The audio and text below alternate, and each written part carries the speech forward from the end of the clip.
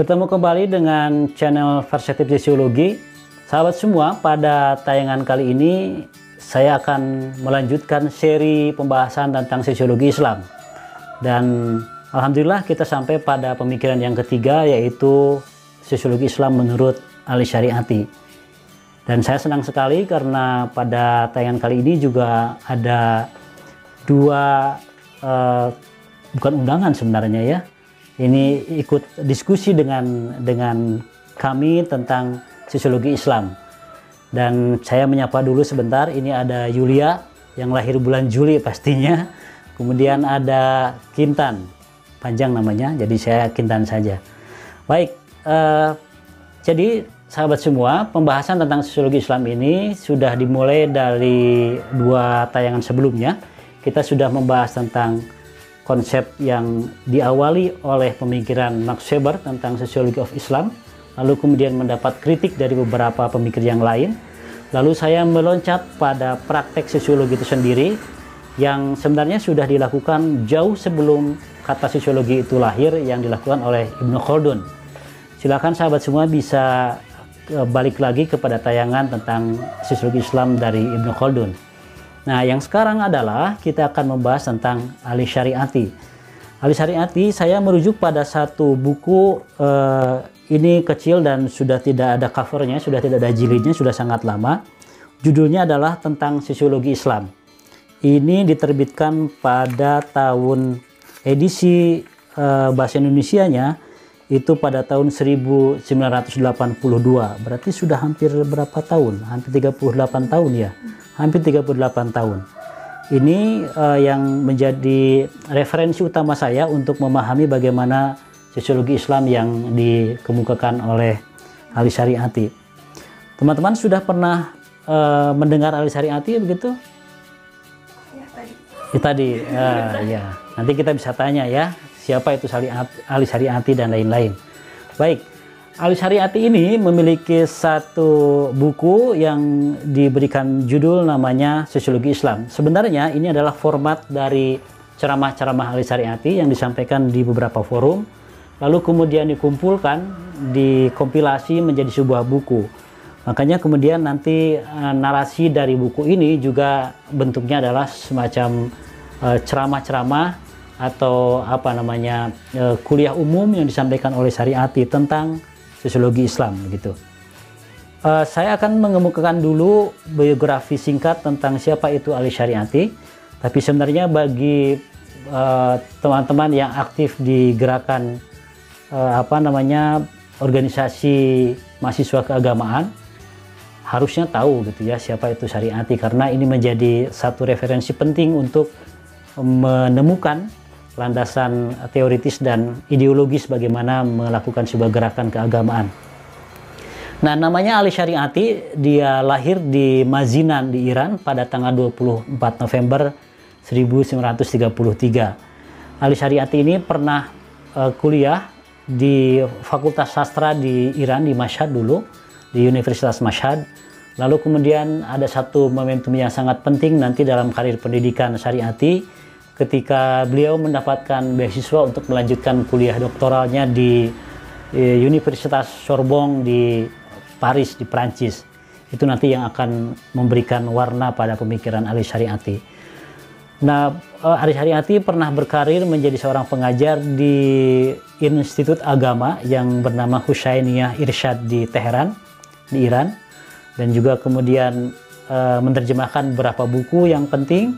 Di antara yang bisa saya sebutkan misalnya ada dari karya Jean-Paul Sartre, ini orang Prancis. Juga ada Frantz Fanon, ini seorang ilmuwan dari Aljazair. Ini yang menginspirasi pada nanti ada pemikiran tentang tentang revolusi Iran.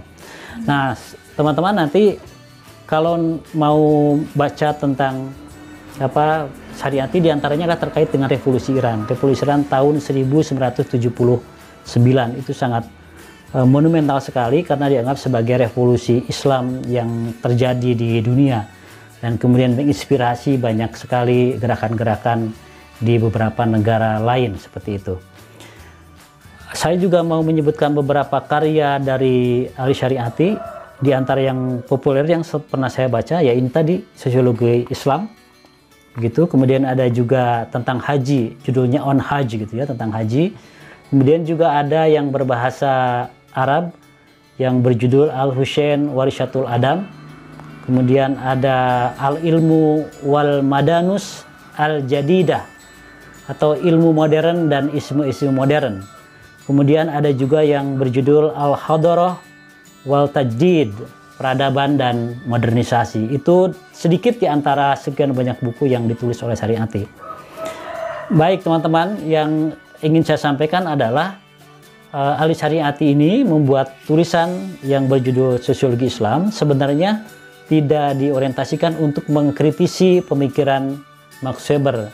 Seperti pada video tayangan yang pertama, bahwa ide atau konsep awal tentang sosiologi Islam memang dikemukakan oleh Max Weber sebagai upaya untuk meneliti kemungkinan-kemungkinan munculnya kapitalisme pada masyarakat Oriental, masyarakat Timur.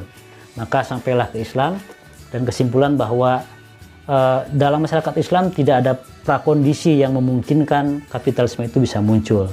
Di antaranya adalah tidak ada kelas yang mendukung pada semangat kapitalisme seperti di Barat, karena di masyarakat Muslim itu lebih pada suku kelas atau sukunya, komunitasnya adalah pada ksatria atau tukang perang gitu ya, bukan tukang dagang. Kalau di Barat tukang dagang. Tidak ada politik yang rasional, tidak ada stabilitas politik, sehingga menurut Max Weber sangat tidak mungkin adanya kapitalisme di masyarakat Timur. Nah, Ali Syariati membuat sebuah tulisan tentang sosiologi Islam dengan mengambil beberapa pemikiran dari sosiologi. Saya akan gambarkan dulu konteks di mana Ali Syariati waktu itu hidup.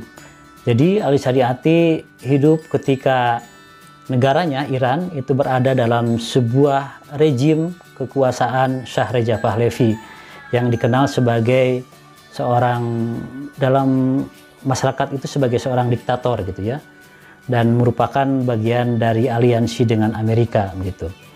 Nah, masyarakat Iran merasa bahwa kehidupan mereka ada dalam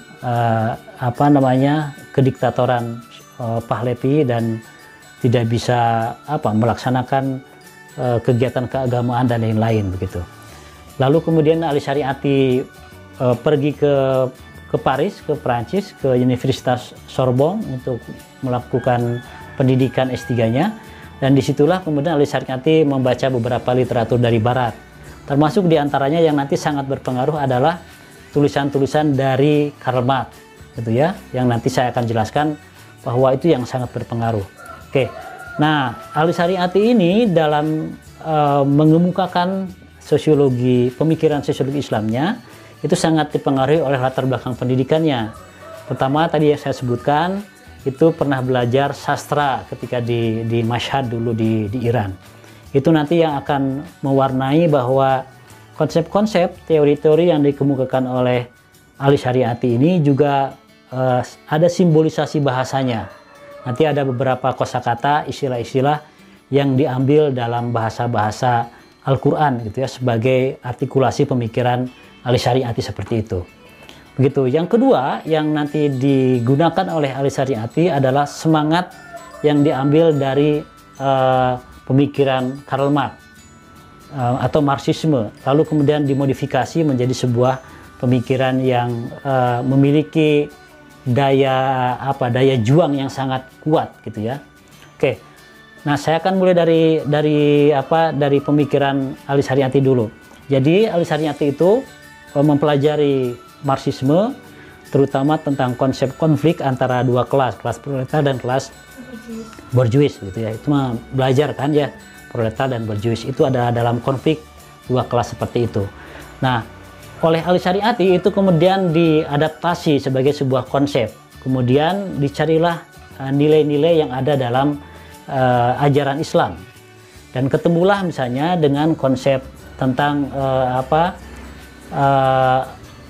Habil dan Qabil pada kisah anak Nabi Adam ya, anak Nabi Adam, yaitu ada Habil dan Qabil. Nah, konsep tersebut kemudian dipakai oleh Ali Syariati untuk menggambarkan kehidupan konflik dalam masyarakat yang itu terdiri dari ada kelas yang disebut Habil, ada kelas yang disebut dengan Qabil. Nah, Habil ini adalah merupakan representasi atau gambaran dari orang-orang yang teraniaya, yang itu ada dalam kelas proletar, kan begitu kalau dalam konsep Karl Marx-nya. Nah, sisi yang lain ada yang disebut dengan kelompok Qabil atau representasi simbolisasi dari figur Qabil, yaitu seorang yang citranya sangat borjuis dan penindas begitu. Jadi kan mirip tuh dengan gagasan Karl Marx tadi. Nah, lebih jauh juga ahli syariati menggunakan analogi yang didapatkan dalam Al-Quran. Ini dijelaskan dalam surat Al-Baqarah, banyak dalam surat yang lain juga, tentang perjuangan yang dilakukan oleh Musa ketika melawan kediktatoran Fir'aun. Jadi ada dua kelompok, ada representasi Musa sebagai pejuang dan representasi Fir'aun sebagai seorang pemimpin yang tirani, seorang pemimpin yang sangat otoriter begitu. Jadi perjuangan kehidupan manusia adalah konflik antara figur Musa melawan Fir'aun atau figur Habil melawan figur Qabil begitu. Nah, dalam ajaran Islam yang ditemukan oleh ahli syariati itu juga mirip, ada yang disebut dengan konsep tauhid dan konsep syirik. Tauhid itu adalah keesaan atau ya dalam bahasa Inggrisnya menjadi monoteisme, kemudian lawannya adalah syirik atau politeisme. Jadi monoteisme, politeisme, tauhid dan syirik, Habil dan Qabil, proletar dan borjuis. Mirip kan sebenarnya. Jadi mengadaptasi dari pemikiran Karl Marx lalu menggali nilai-nilai yang bersifat dari teologi Islam. Nah, basis yang dasar dari pemikiran ahli syariati tidak seperti materialismenya Karl Marx yang mendasarkan bahwa gerak sejarah itu adalah pada dialektika material gitu ya. Kalau ahli syariati melihat ada nilai-nilai yang bersifat teologis, yaitu dalam Islam yang disebut sebagai nilai tauhid begitu. Nah, pertanyaannya kenapa bisa seperti itu? Bisa dipahami karena ahli syariati mencoba merekonstruksi konteks sosial yang ada pada masyarakat Iran waktu itu, di mana masyarakat Iran berada dalam sebuah situasi yang didiskriminasi, dikuasai oleh seorang figur penguasa yang bernama Reza Pahlavi, yang dalam bahasa syariati bisa disebut sebagai figur representasi dari kepemimpinan yang sama dengan Fir'aun atau sama dengan Qabil, yang punya karakter menindas, mengeksploitasi dan mendiskriminasi orang begitu. Nah, itu adalah cara pemikiran dari ahli syariati. Jadi menggunakan simbolisasi dalam ajaran Islam, menggali nilai-nilai dalam Islam, lalu kemudian mengkonstruksinya menjadi istilah-istilah yang juga menggunakan istilah dalam bahasa agama, tapi menggunakan kerangka berpikir yang sangat mirip dengan pemikiran konflik kelas dalam Karl Marx begitu. Nah, di Indonesia ide syariati ini sangat penting, sangat populer sekali di kalangan aktivis mahasiswa, terutama tahun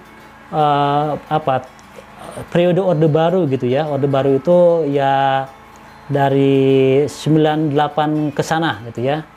Itu dianggap sebagai satu buku yang memberikan giroh gitu, memberikan semangat bagi para aktivis, terutama aktivis di gerakan mahasiswa keagamaan sebagai basis gerakan mereka gitu. Nah, lalu syariati juga membicarakan tentang beberapa konsep penting dalam pemikirannya. Yang pertama tentang hakikat manusia. Nah, ahli syariati melihat misalnya dia merujuk pada kisah tentang penciptaan Adam. Bagi syariati, Adam itu bukan hanya makna biologis sebagai manusia pertama. Kita kan membaca tuh di Al-Quran, kan ada misalnya ketika Allah akan menciptakan makhluk bernama manusia, kemudian bukan diinterupsi, malaikat bertanya kepada Allah, apakah engkau akan menciptakan manusia yang yasfikud dima, yang mengocorkan darah gitu ya. Nah, menurut ahli syariati, hakikat manusia itu sebenarnya kalau merujuk pada Adam itu bukan sebuah pengertian yang biologis dalam wujud manusia. itu adalah simbolisasi manusia. Jadi Adam harus dipahami sebagai simbol dari manusia yang diciptakan oleh Allah, dan nanti akan menjadi bagaimana kita memahami konsep kemanusiaan yang ada dalam Islam. Termasuk proses kejatuhan Adam ke bumi itu juga harus dipahami menurut Ali Syariati sebagai sebuah konsep yang simbolis gitu ya, bukan dalam pengertian ngagubrak gitu ya. Harus lebih dari itu, dipahaminya juga sebagai pemahaman yang simbolis. Jadi dari situ kita bisa mengambil pelajaran-pelajaran penting kalau kita memahami secara simbolis begitu. Nah, kata Ali Syariati, hakikat manusia itu terdiri dari dua, ada ruh, ada jiwa. Sebenarnya bukan dua, tapi dia harus menjadi satu kesatuan. Tidak boleh dibagi dua. Kemudian yang lain terkait dengan manusia, kata Ali Syariati bahwa manusia itu diciptakan dari ayat Al-Qur'annya misalnya dari tanah gitu ya. Nah, karena dari tanah, maka Ali Syariati menganggap juga bahwa Hawa, istrinya Adam, itu tidak diciptakan dari rusuk Adam, tapi dia juga sama dengan Adam juga begitu. Jadi kalau ada orang memahami sebagai bahwa Hawa diciptakan dari tulang rusuk Adam, atau perempuan itu kan gitu ya, perempuan itu diciptakan dari tulang rusuk laki-laki, wah karunya gitu. Harusnya sama aja kan, dia manusia juga, maka diciptakan sama dari dasar dari tanah gitu. Ini ada misalnya merujuk pada surat Al-Baqarah ayat 30. Lalu kemudian yang kedua, tugas manusia menurut Ali Syariati adalah sebagai khalifah. Ini konsep khalifah ini menunjukkan bahwa manusia adalah memiliki peran-peran sebagai wakil Tuhan di bumi. Nah, dalam konteks ini pula kita bisa memahami makna simbolis dari turunnya Adam ke dunia, bahwa Adam adalah akan menjadi khalifah, wakil Tuhan ke bumi. Karena dia mewakili dari citra Tuhan, maka dia harus berperilaku sebagaimana nilai-nilai positif, nilai-nilai baik yang ada pada konsep ketuhanan seperti itu. Itu yang ingin disampaikan oleh Ali Syariati. Kemudian yang ketiga yang disampaikan oleh Syariati terkait konsep pemikirannya adalah tentang hubungan antara manusia, alam, dan Tuhan. Nah, salah satu kritik Ali Syariati adalah pada sosiologi terutama, bahwa jika melihat teori sosiologi di barat itu cenderung sangat positifis. Positifis itu yang saya jelaskan misalnya adalah bersifat relasinya subjek-objek, sehingga ada proses instrumentalisasi. Kita memperlakukan orang itu sebagai objek. Kalau menjadi objek kan akan kita eksploitasi ya begitu ya. Kalau misalnya kita melihat pohon itu kita objekkan, itu bukan sebagai sebuah pohon, tetapi kita bertujuan merubah pohon tersebut menjadi papan tulis. Itu namanya instrumentalis. Atau dalam relasi manusia seperti ini, kalau saya melihat teman-teman di sini, Yulia, kemudian Kintan, kalau relasinya subjek-objek, maka saya akan memperlakukan teman-teman di sini sebagai objek. Itu namanya instrumentalis, dan itu sangat difasilitasi oleh pendekatan sosiologi yang bersifat positifis. Yang pertama.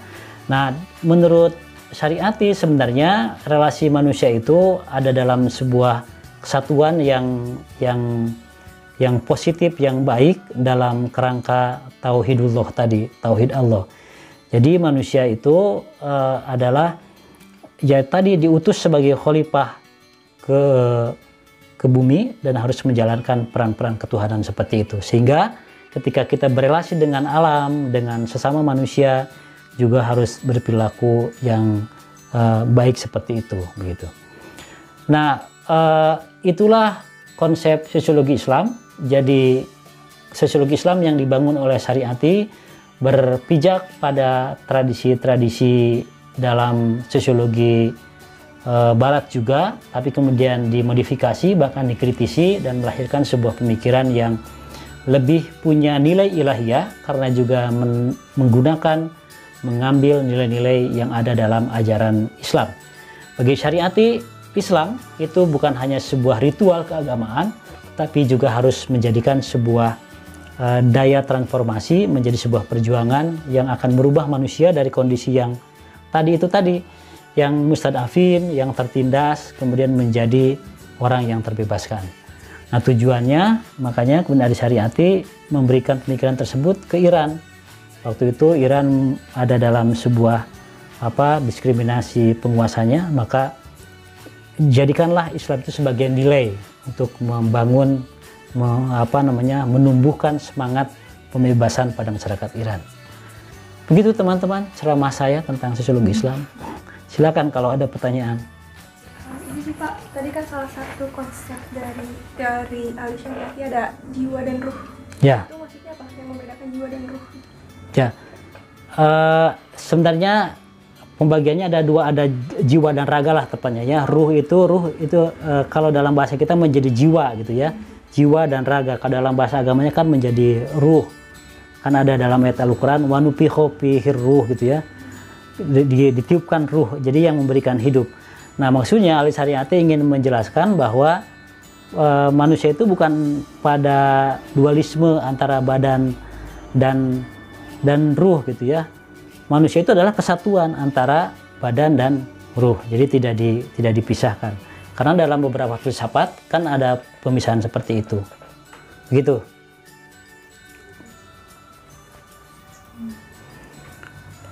Nah, pemikiran ini juga penting kalau kita gunakan untuk memahami tumbuhnya gerakan-gerakan keislaman di tahun 90-an gitu ya. Kalau teman-teman misalnya pernah dengar aktivis di Salman gitu ya. Kemudian di UGM, di Masjid Salahuddin. Kalau di Salman, ya Masjid Salman di ITB, kemudian Masjid Salahuddin di UGM. Kemudian di Malang juga ada, termasuk juga di Jakarta ya. Itu diantaranya diilhami oleh pemikiran-pemikiran Adi Syariati. Bahkan dulu buku-buku Syariati itu dianggap sebagai buku wajib di kalangan para aktivis keagamaan mahasiswa, dibaca gitu ya, kemudian didiskusikan dan menjadi rujukan bagaimana kita mengkonseptualisasikan sebuah perlawanan terhadap satu situasi yang zalim seperti itu. Jadi Adi Syariati melihat kondisi di Iran waktu itu juga adalah sebuah situasi adanya proses penzoliman, ada proses diskriminasi terhadap masyarakat, dan yang melakukannya disimbolkan sebagai Fir'aun. Sementara masyarakat yang punya kesadaran harus membangun sebuah kesadaran, membebaskan manusia dengan cara yang dalam teori Karl Marx sebagai revolusi, dan kenyataannya di Iran pada tahun 1979 terjadi revolusi Islam untuk pembebasan masyarakat Islam seperti itu. Syariati itu lebih mengkritik mengkompilasinya ke dalam Islam? Mengkritik Karl Marx, sosiologinya dari Karl Marx, polanya mengambil nilai-nilai Islam. Jadi nilainya dari Islam, tapi kerangkanya dari sosiologi. Paham ya? Kerangkanya itu misalnya konflik kelas, itu kerangkanya. Nilainya dari Islam, tauhid. Tapi menggunakannya begitu. Jadi bukan cuma mengkritik. Mengkritik sekali ke pemikiran Karl Marx, dikritik, termasuk juga ke beberapa persepsi tentang Islam itu seperti apa juga dikritik. Misalnya begini, bahwa Islam itu adalah agama yang sifatnya lebih ritual kan, bagi orang melaksanakan ibadah dan lain-lain, tidak menimbulkan semangat perubahan. Nah, yang ingin dikritik oleh Syariati adalah itu, harusnya tauhid keislaman itu harus dilengkapi juga dengan kemampuan untuk merubah situasi. Ceritanya begini, seperti Rasulullah, ketika Rasulullah berisra Mi'raj ke langit Sidratul Muntaha kan, Rasulullah ya ceritanya katanya ditawarin mau tinggal di sini apa enggak. Rasulullah turun lagi ke bumi. Kenapa? Karena ingin merubah situasi. Itu yang dimaksud dengan istilahnya profetik. Ada proses perubahan. Nah, dalam Islam juga ada dua, ada soleh, orang baik, dan ada muslih. Muslih itu bukan hanya sekedar soleh, tapi juga menyolehkan orang lain. Begitu. Jadi ada proses perubahan. Orang soleh baik, tapi dia kan cuma untuk diri sendiri. yang harus lebih penting adalah muslih, harus membebaskan, harus membuat orang lain baik juga. Gitu. Yang pintar baik, halus, tapi harus mampu memintarkan orang lain. Berarti kayak misalnya teori Agus Kom gitu banyak dikritik. Sangat. Itu termasuk yang positivistik tadi. Karena hanya menafsirkan saja, tidak tidak memberikan perubahan apa-apa. Iya. Nah, perbedaan Karl Marx dengan teori-teori sebelumnya, kalau yang lain kan misalnya Agus Kom cuma menjelaskan masyarakat berevolusi menjadi 3, teologis, metafisik, positivis gitu ya. Durkheim menjelaskan tentang suicide, ada beberapa jenis suicide. Lalu Weber juga berbicara seperti itu. That's all. Itu hanya menafsirkan. Lalu mau ngapain kan enggak. Nah, itu yang dikritik oleh Karl Marx. Kata Karl Marx, oke, masyarakat sekarang terbagi menjadi 2, ada proletar, ada bourgeois. Ini terjadi eksploitasi, dan kita harus melakukan perubahan, kita harus melakukan perbaikan. Caranya apa? Dengan revolusi. Nah, begitu. Syariati kemudian menggunakan kerangka berpikirnya Karl Marx tadi untuk merubah situasi di masyarakat Iran. Gitu. Jadi dia tidak hanya menjelaskan bahwa ada yang ditindas, ada yang menindas, tidak, tapi harus ada perbaikan. Caranya dengan apa? Caranya dengan melakukan penyadaran dan melakukan revolusi juga. Gitu. Itu bedanya. Jadi bukan hanya menafsirkan, tapi juga harus memberikan perubahan. Termasuk juga agama. Banyak kan orang yang sholat rajin, ke haji unggal tahun, umroh unggal bulan, itu memberi dampak apa enggak? Itu yang tidak muslih teh. Hanya sekedar solihun. Harusnya muslihun. Seperti penceramah saya kan. Harus muslihun, jangan hanya sekedar soleh saja. Termasuk juga pintar. Ya hanya untuk dirinya sendiri kan kalau pintar, tapi harus bisa membuat orang lain juga pintar begitu. Itu konsep yang penting dari sekedar pengetahuan, sekedar penafsiran yang ada dalam tradisi sosiologi positivis menjadi sebuah ideologi atau sosiologi yang punya daya rubah, yang itu yang adanya pada pemikiran Karl Marx seperti itu. Tapi tidak digunakan bulat-bulat gitu oleh ahli syariah, dikritisi. Karena kalau Karl Marx kan nilainya pada nilai-nilai material, kalau ahli syariah pada nilai yang teologis, yaitu tauhid tadi. Gitu. Berarti dikatakan ahli syariat itu sumbangsihnya berhasil gitu Pak, karena revolusi Islam. Ya, dalam konteks itu kelihatan menggerakkan revolusi yang terjadi di Iran. Jadi kan sebenarnya buku-buku syariati ini lebih banyak sebagai ceramah, kemudian orasi gitu ya, ditulis oleh beberapa orang, mungkin oleh beberapa muridnya, dijadikanlah buku. Makanya mungkin beberapa buku dalam narasinya, dalam uraiannya sangat orator gitu, sangat orator, membangun semangat seperti itu. Kecuali buku yang saya baca misalnya tentang haji ya, itu semacam refleksi gitu ya, refleksi tentang ya kemanusiaan dan tauhid, itu memang ditulis seperti sebuah sengaja dibuat semacam seperti buku gitu ya, bukan ceramah-ceramah seperti itu. Ya seperti ini kan gaungnya di kalangan muslim di kita juga tidak terlalu luas ya gitu, tidak terlalu luas. Itu ya sangat disayangkan sebenarnya. Termasuk yang punya keinginan gitu untuk menyuarakan, memberikan seluas mungkin suara-suara dari pemikiran-pemikiran selain yang barat gitu ya, kan ada yang Islam, misalnya ada Ibnu Khaldun, kemudian ada Syariati, kemudian ada Nurholis Majid di Indonesia, ada Kunto Wijoyo, banyak sekali. Baik sahabat semua, ini pembicaraan kita tentang sosiologi Islam untuk tokoh yang ketiga, yang ini disampaikan oleh pemikir yang muslim tentang masyarakat muslim dan berbicara tentang konsep sosiologi yang muslim juga. Sebelumnya kita berbicara Max Weber, membicarakan tentang masyarakat Islam.